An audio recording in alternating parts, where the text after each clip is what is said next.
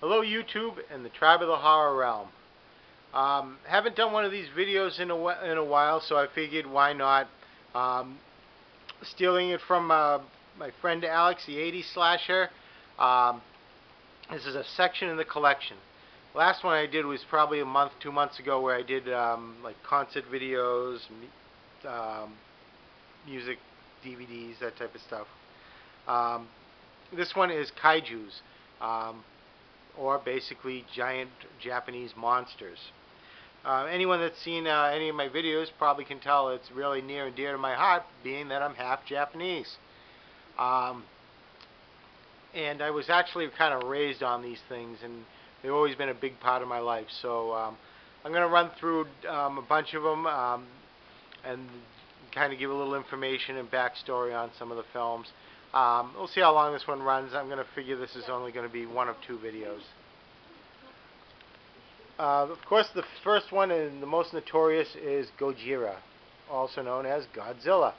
This was put out by Toho Studios in 1954, directed by Ishiro Honda, special effects by Eiji Suyabura, Buraya.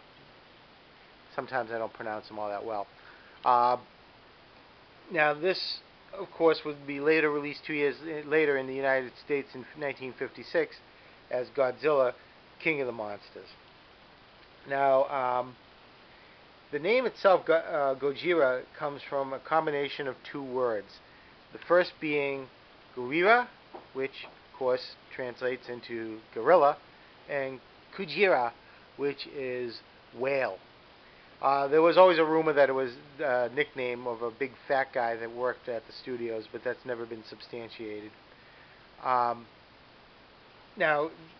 the movie could not be, the original Gojira could not be more different than the American King of Monsters. It's a very somber picture. Definitely has an allegory about the horrors of atomic war and atomic weapons. It's definitely a more violent film than what you see in the U.S. version that had Raymond Burr in it. Now, Godzilla movies, over the years, they've actually broken up into what they call three periods. The first being the Showa period, which is run from 1955 to 1975. The second one is what they call the Versus, or the Heisei period, 1984 to 1995. And the third one would be what sometimes is called Shinsei, which means rebirth in Japanese. It's actually more of an American thing that they've called it. In Japan, they don't call it that. They call it the X period, or the Millennium Era. The reason they call it X is mostly because of their movies. It was always Godzilla X, whomever he was fighting. And this ran from 1999 to 2004. Now, Godzilla himself was portrayed, the man in the suit was a gentleman by the name of Haru Nakajima. He played him from 1955 to about 1972. And he was a legendary suit actor. In 1955, they released Godzilla Raids Again. This would be released a few years later in America as Gigantus, the Fire Monster. This also marked the first appearance of Anguirus. Anguirus was an Ankylosaurus that would. This is the only film where he was an adversary of Godzilla. Anguirus, throughout the rest of the series, would always be known as Godzilla's best friend and ally. And it's kind of funny because they always took that aspect of it very seriously in a lot of decisions that they made with the films. With Anguirus. Anguirus also happens to be one of the fastest kaijus. Even though he seems a bit bulky with his spiny back, he's said to have multiple brains that operated his limbs. Now, originally, the United States wanted to do this movie as the Volcano Monsters. And the idea was they were going to remove the Japanese actors for Americans. They were going to delete out Godzilla's atomic breath. They were going to change the sets to make the creatures more dinosaur scale versus giant monster. And it went even as far as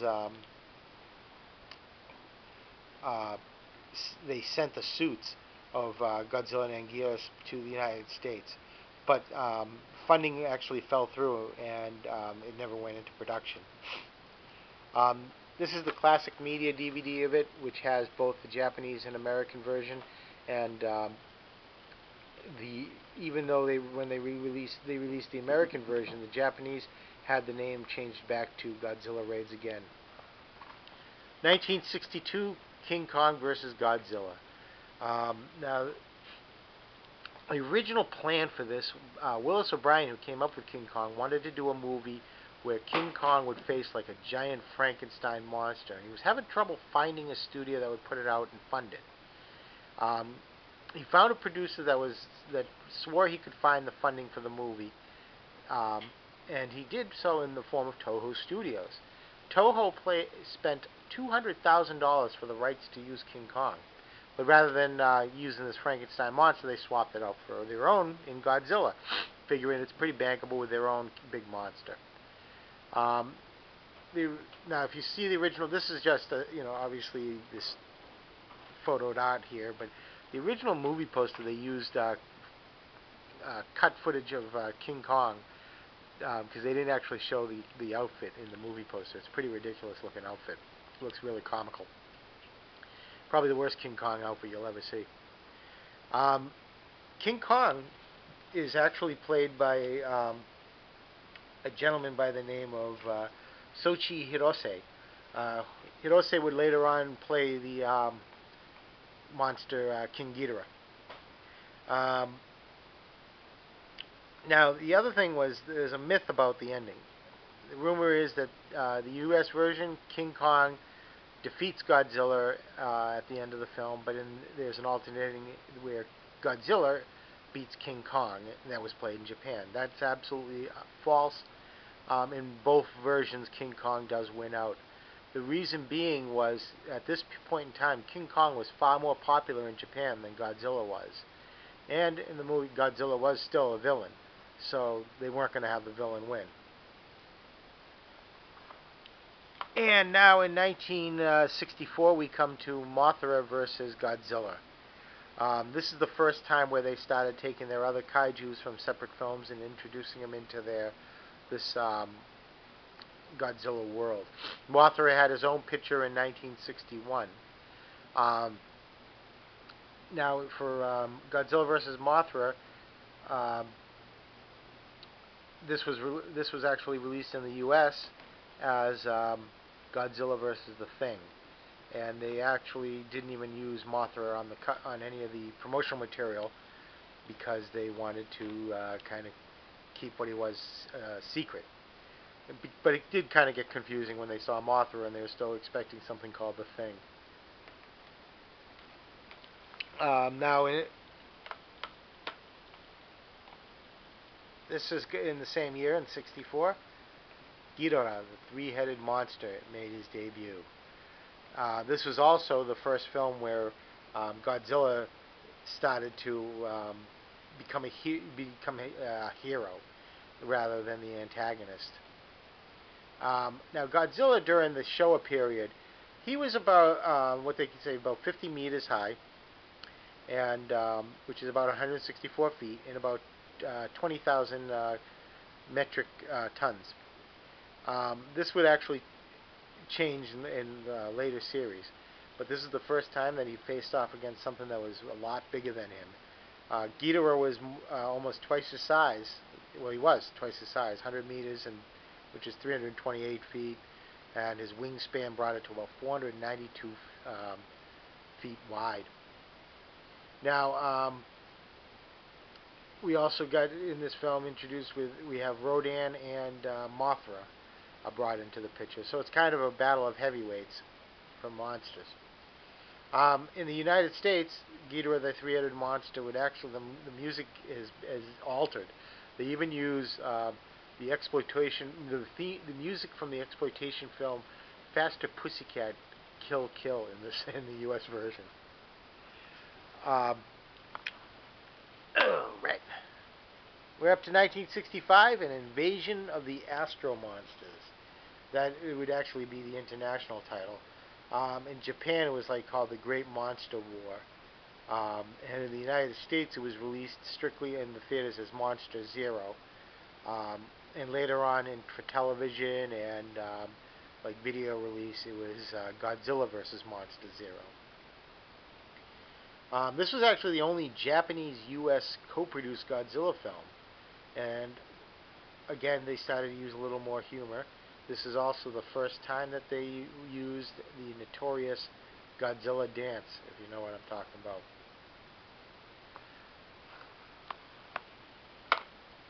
This was a cheaper version of with the Monster Zero title. If you're looking for a DVD, you definitely want to go with the classic medias. They're exceptional. Alright, so now we're up to 1966 and Godzilla vs. the Sea Monster. This is the first of two Pacific Belt themed movies.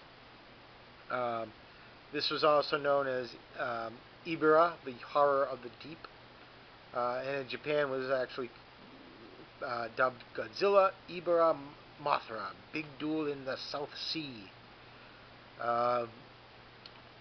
This one was actually originally written with King Kong in mind, but what happened was it was just too much money to use Kong, so they put Godzilla into the movie itself, and that it kind of explains a lot of the traits that they used. Where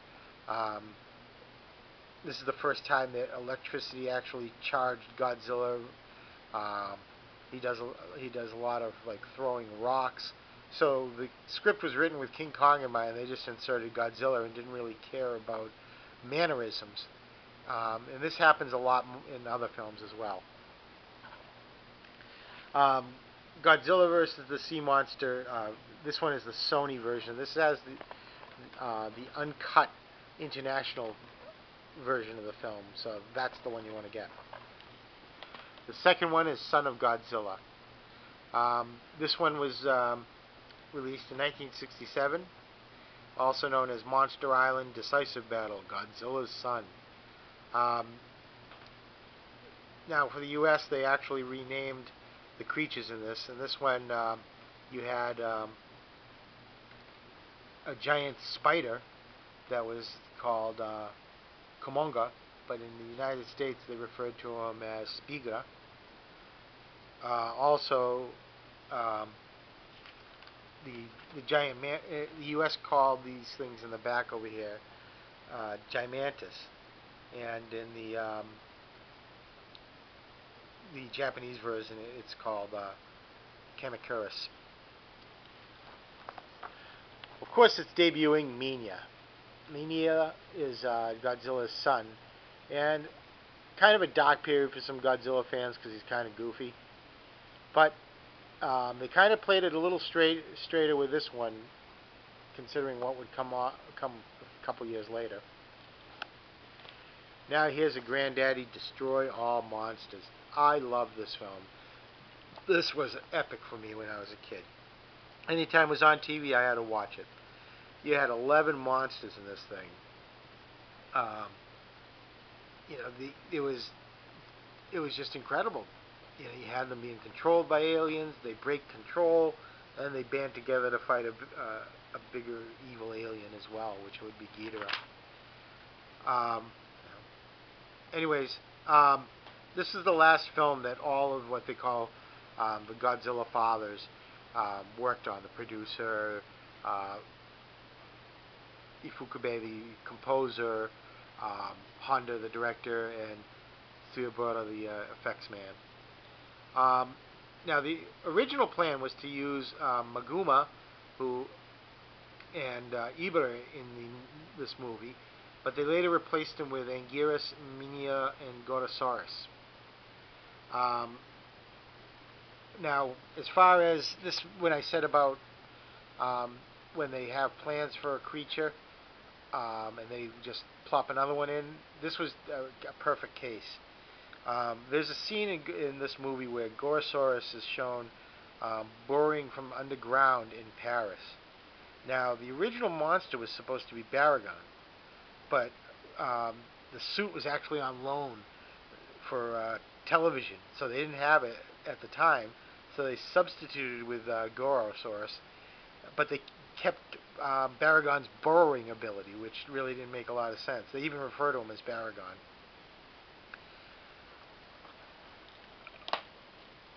I'm going to get back to that in a second, but All Monsters Attack. Um, All Monsters Attack was done a year later in 1969. This was also in Japan known as Godzilla, Minya, Gabara, All Giant Monsters Attack. And in the U.S., of course, it was called Godzilla's Revenge. A lot of this was culled from earlier footage from like Son of Godzilla and Godzilla vs. the Sea Monster. This one is definitely angled towards younger kids.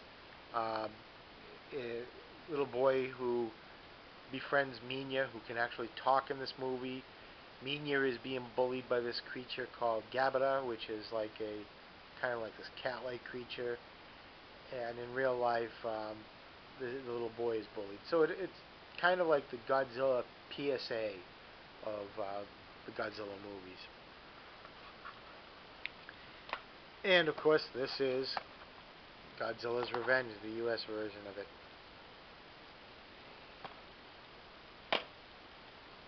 Now we get to a unique one, which is Godzilla vs. Ghidorah, or was released in the United States as Godzilla vs. the Smog Monster. This came out in 1971.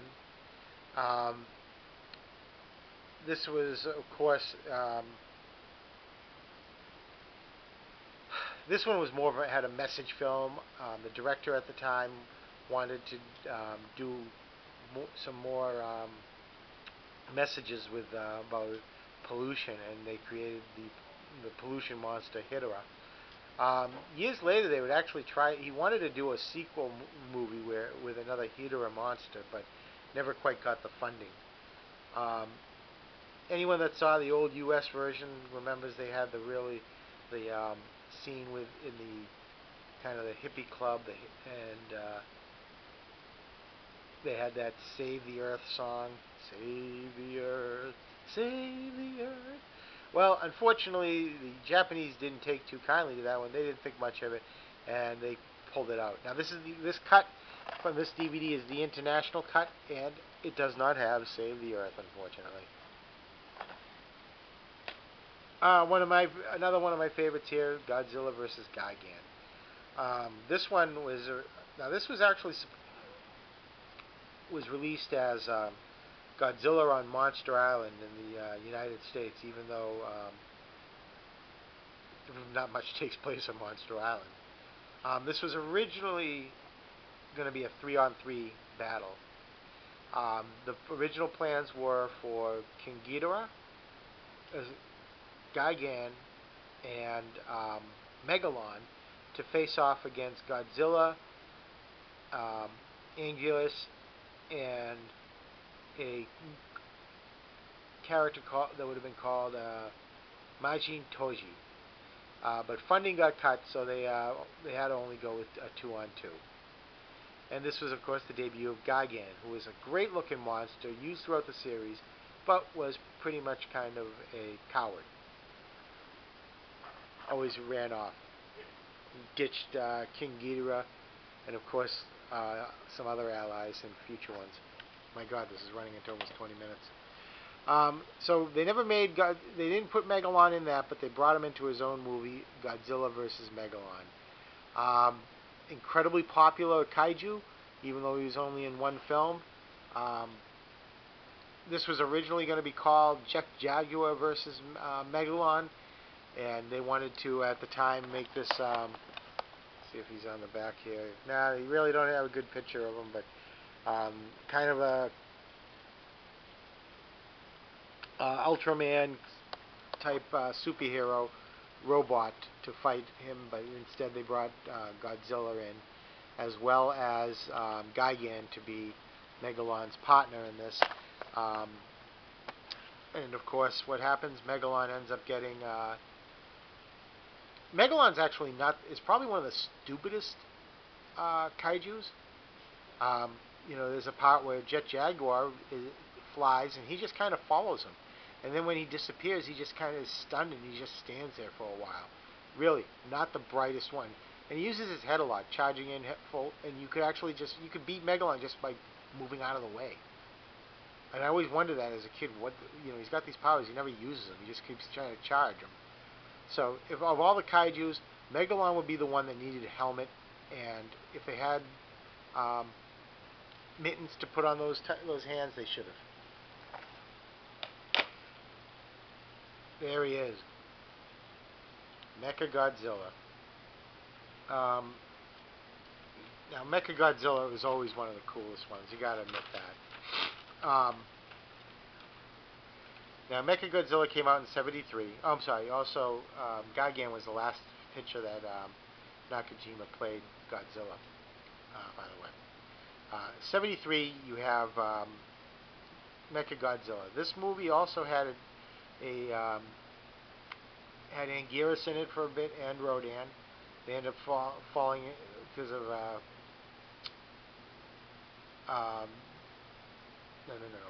They have Anguirus, not Rodan. Anguirus actually is the one who has the first encounter with Mechagodzilla. He's the one that sees him first. He follows him underground. He's the one who summons Godzilla to fight him. And in the meantime, he actually fights Mechagodzilla first, because Mechagodzilla appears as Godzilla with fake skin and all. And he doesn't fool Anguirus one bit. But unfortunately, Anguirus gets beat and has his jaw broken by the creature. But it was enough that he tips off the humans that this isn't actually Godzilla. This movie was released in the United States as Godzilla vs. the Bionic Monster, and that was only for about a week. And they had to change it because obviously the $6 Million Man, so they renamed it Godzilla vs. the Cosmic Monster. I was actually fortunate enough to get an original one-sheet with the Godzilla vs. the Bionic Monster title on it. And unfortunately, that one and all my other Godzilla one-sheets are still over in my mother's house. And now we come to Terror of Mechagodzilla. Terror of Mechagodzilla was 1975. It was also the end of the Showa period. And it was also the last film directed by the great Ishiro Honda. Now, Terror of Mechagodzilla, the Japanese version versus the American version is a lot more violent in the Japanese version. The American one is recut.